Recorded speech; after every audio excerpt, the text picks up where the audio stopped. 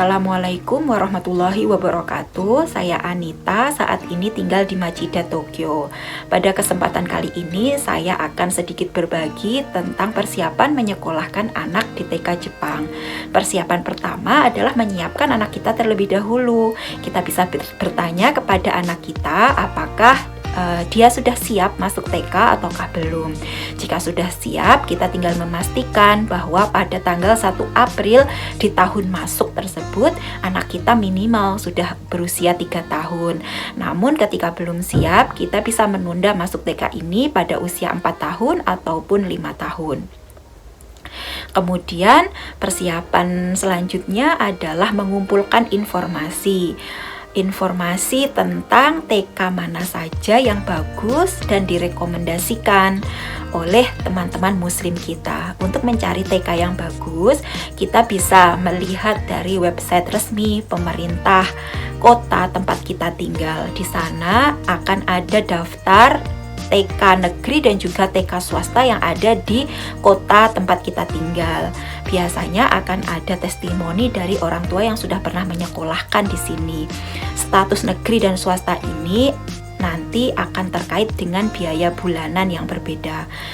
Kemudian kalau untuk TK yang direkomendasikan, ini bisa kita minta rekomendasinya dari teman-teman di komunitas. Ini rekomendasi ini berdasarkan pengalaman dari senior atau senpai yang sudah pernah menyekolahkan anak di beberapa TK yang ada di sekitar kita misalnya. Testimoni atau rekomendasi dari senior atau senpai ini akan sangat membantu kita pada saat wawancara nanti gitu, karena proses selanjutnya setelah mengumpulkan informasi adalah melakukan penggalian secara lebih mendalam dengan bertanya langsung kepada pihak TK. Caranya dengan mengirimkan email kepada pihak TK ataukah dengan menelpon dan meminta waktu kapan bertemu untuk wawancara. Dalam sesi wawancara ini kita bisa menanyakan secara detail apa saja terkait dengan anak kita sekolah di TK ini gitu. Biasanya yang kita tanyakan adalah tentang status kita sebagai warga negara asing dan kondisi anak kita yang kurang lancar berbahasa Jepang. Bagaimana tanggapan dari TK terkait dengan ini, apakah membolehkan ataukah belum diterima gitu dengan kondisi seperti ini gitu. Ada beberapa TK yang memang kurang menerima saat dengan warga negara asing yang kurang bisa bahasa Jepang, tapi ada juga beberapa TK yang cukup terbuka dan menikmati proses berinteraksi dengan warga negara asing yang memang kurang lancar berbahasa Jepang ini. Kemudian yang kedua, kita bisa menanyakan tentang aktivitas yang ada di sekolah tersebut, baik itu belajar mengajar maupun tentang festival. Yang perlu menjadi perhatian seringkali adalah tentang festival bulanan. Setiap TK di Jepang mereka mempunyai standar bulan Januari ada festival apa, Februari apa, Maret apa, kemudian April apa. Itu dalam setahun mereka sudah mempunyai standar festival apa yang akan mereka kerjakan. Salah satu festival yang perlu menjadi perhatian kita adalah Christmas Sky pada bulan Desember. Kita bisa bertanya apakah kita bisa izin untuk tidak mengikuti acara tersebut ataukah itu merupakan sebuah kewajiban dari sekolah, seperti itu. Kemudian selain festival, kita juga menanyakan tentang jam masuk sekolah. Biasanya anak-anak TK akan masuk dari sekitar jam 8.30 sampai jam 2 siang. Kita bisa menanyakan apakah ada jam ekstra atau tidak gitu untuk menitipkan. Beberapa TK ada yang memberikan fasilitas ini, termasuk juga di TK anak saya memberikan fasilitas sampai jam 6 sore untuk penitipan tambahan gitu. Ini akan memudahkan bagi kita yang mempunyai aktivitas di luar dengan kondisi yang tidak rutin gitu, karena untuk yang punya aktivitas di luar tidak rutin, kita kan sebenarnya tidak membutuhkan penitipan ekstra setiap hari, tapi membutuhkan penitipan ekstra di hari-hari tertentu saja. Dan penitipan ekstra ini biasanya bisa kita apply 1 hari sebelumnya atau pagi hari pada saat kita mengantarkan anak kita sekolah gitu, sambil kita memberitahu bahwa nanti siang kita akan minta perpanjangan waktu. Selain tentang waktu, kita juga bisa menanyakan tentang bis sekolah gitu. Bagaimana prosedur penggunaan bis sekolah. Kita juga bisa menanyakan tentang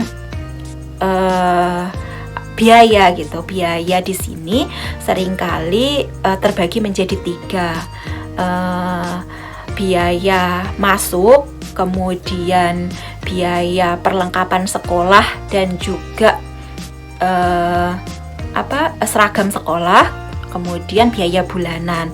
Untuk biaya masuk akan berbeda-beda setiap TK. Kemudian untuk biaya seragam dan juga perlengkapan ini tergantung TK-nya, apakah mereka mempunyai seragam setiap hari ataukah bebas gitu. Ada TK yang bebas dan hanya seragam untuk tasnya saja, namun juga ada yang memang setiap hari menggunakan baju seragam yang sama gitu. Kalau di TK anak saya setiap hari seragam, sehingga ada panduannya, pembelian baju seragam, kemudian perlengkapan, ini semua ada. Bagaimana kemudian caranya memberi nama dari setiap baju seragam yang ada, termasuk juga perlengkapan yang ada. Ini terkait dengan perlengkapan besar, dan ini terkait dengan perlengkapan tulis menulis adalah saat belajar mengajar. Ini di sini juga paket perlengkapan ini dijual di TK, disiapkan di TK, dan tinggal kita membayar mendapatkan semua ini. Dan kita diminta untuk memberikan label nama gitu untuk setiap barang yang dimiliki oleh anak kita. Ini merupakan cara mereka menanamkan kepemilikan dan juga menghindari tertukar dengan barang teman. Kemudian kalau misalnya pada saat wawancara di awal gitu, sebelum kita memutuskan untuk mau masuk TK ataukah tidak, atau mau berpikir ulang, kita juga bisa menanyakan apakah TK mempunyai buku panduan kegiatan gitu. Karena kadang pada saat wawancara kita agak ngeblank gitu ya, kegiatannya apa saja gitu. Di TK anak saya buku panduan tersebut ada, dan di sini sudah dicantumkan banyak informasi terkait dengan kegiatan. Ini kegiatan harian, kemudian ini tentang festival yang dilakukan setiap bulannya. Informasi ini akan sangat membantu bagi kita memutuskan apakah kita benar akan mendaftar di TK tersebut atau tidak. Setelah wawancara, kita tidak harus mendaftarkan diri langsung menjadi bagian dari sekolah tersebut gitu. Kita bisa saja memberitahu bahwa kita masih akan memikirkan ulang gitu. Tapi kalau misalnya kita memang masih sudah mantap, kita bisa langsung mendaftar dan mengisi formulir pendaftaran dan resmi menjadi salah satu bagian dari calon siswa baru di TK tersebut.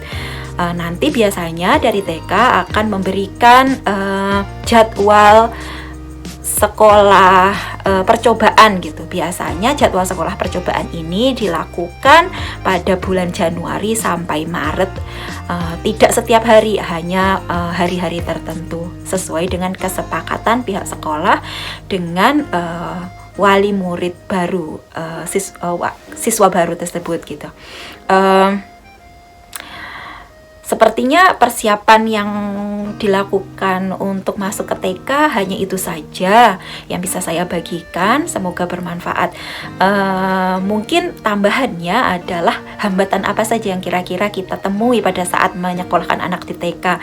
Sebenarnya hambatan bagi anak mengikuti belajar mengajar itu sangat jarang saya temukan berdasarkan pengalaman selama ini, karena anak-anak akan mudah mengikuti pelajaran di TK dan perkembangan bahasanya itu cukup cepat gitu. Setelah 3-4 bulan masuk ke TK, hambatan utama itu seringkali malah pada orang tua yang kurang bisa bahasa Jepang gitu, karena informasi semua dalam bahasa Jepang yang diberikan oleh sekolah, baik itu informasi bulanan misalnya adalah seperti ini adalah jadwal bulanan di TK, dan juga ini adalah keterangan bulanan di TK. Ini semuanya diberikan setiap akhir bulan menjelang bulan selanjutnya gitu, dan ini perlu kita terjemahkan gitu. Kalau misalnya kemampuan bahasa Jepang kita terbatas, maka disinilah hambatan yang terjadi. Kita juga akan bertemu dengan guru sensei setiap pagi pada saat mengantarkan anak sekolah maupun pada saat menjemput, dan kita juga akan bertemu dengan orang tua murid yang lainnya. Selain itu juga ada pertemuan rutin wali murid yang di sana mengharuskan, menuntut kita untuk sedikit bisa belajar, bisa menyampaikan dalam bahasa Jepang. Kira-kira seperti itu hambatan yang sering terjadi, tapi insya Allah akan ada banyak bantuan dari teman-teman wali murid yang lain. Terlebih ketika ada orang-orang yang tertarik dengan orang asing, mereka akan sangat memberikan bantuan. Pihak sekolah pun biasanya juga akan memberikan banyak bantuan kepada kita. Semoga dimudahkan untuk melakukan persiapan anak masuk ke TK Jepang. Semoga bermanfaat. Wassalamualaikum warahmatullahi wabarakatuh. Persiapan untuk masuk sekolah dasar atau SD di Jepang.